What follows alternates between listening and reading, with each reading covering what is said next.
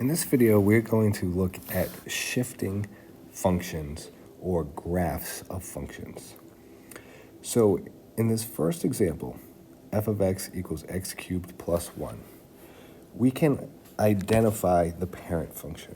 The parent function we could see is right here, embedded in this function, y equals x cubed.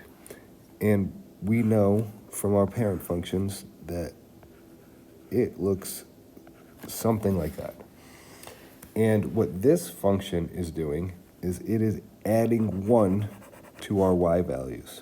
So remember, f of x is a fancy way of saying y, and this on the right side is really a formula to calculate our y values. And what that is telling us is that if you take your x values and cube them and then add 1, we will get the y outputs that we're looking for. So if we think of our graph here that I drew on the left as x cubed, every point on this graph has a y value. Well, in this function, x cubed plus 1, all of our y values are going to be 1 greater than the graph that I have shown. And 1 greater means that every single one of these points is going to go 1 unit higher. So if we take a look at the new graph, the graph has shifted up 1. So x cubed plus 1 shifts the graph of y equals x cubed up 1 unit. Let's look at our second example to the right, x cubed minus 1. So again, we could think of our parent function, x cubed, and looks something like this. It should go through the origin there. And I'm going to put some points on this graph. And now what this function is doing is it's taking all of the y values of y equals x cubed, and now it's reducing them by 1. So this y value right here is now going to be reduced by 1. Okay, so we're thinking that as a shift down, decreasing by 1. And every single point on this graph, the y values decrease by 1. And you can see what happens. The graph has shifted down. So now y equals x cubed is shifted down 1 unit. So let's just recap what we just saw there.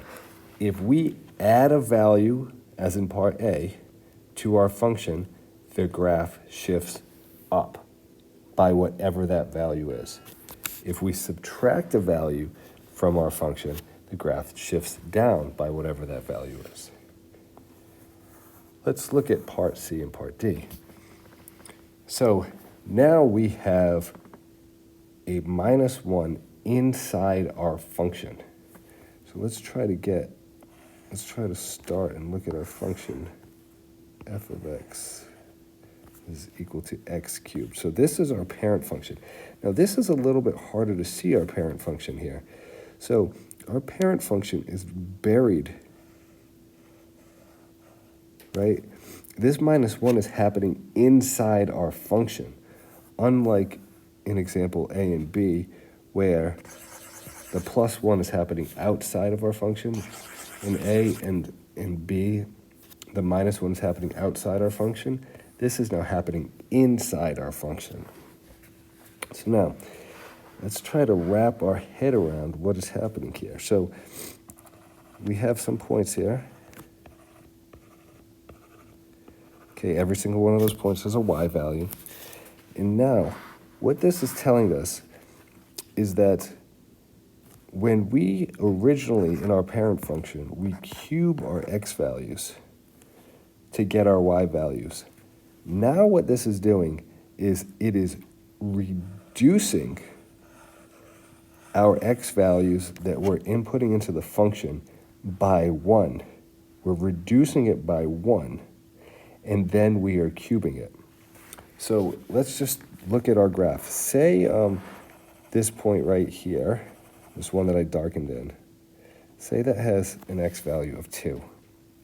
When we input 2 into our new function, x minus 1 quantity cubed, what's actually happening is we are not cubing 2, we're cubing 1 less than 2.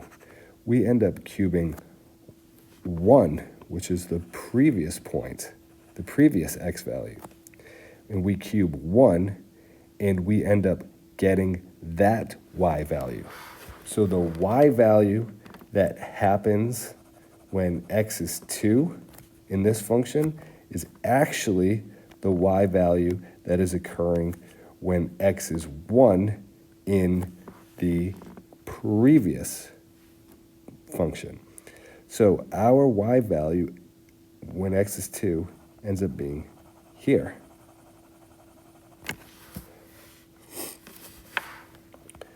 So now what happens at each one of these points, when x is 3, that's going to be, I'm going to have to use some different colors here. When x is 3, that's this point, the y value that is outputted is actually the y value when x is 2 on the parent function.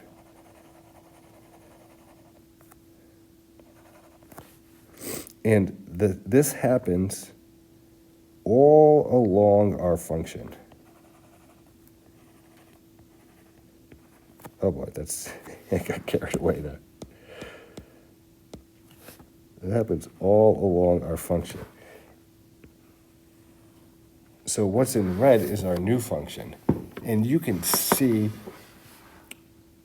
on the graph, it appears that the graph is being shifted to the right once this graph undergoes all these transformations. So x minus 1 cubed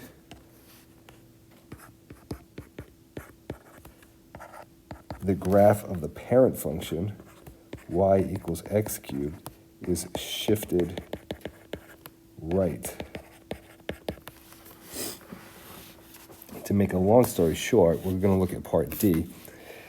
Part D, we are adding 1 inside of the function, and what happens is the opposite of what happened in part C. We still have our parent function of y equals x cubed, but this time it is going to shift to the left.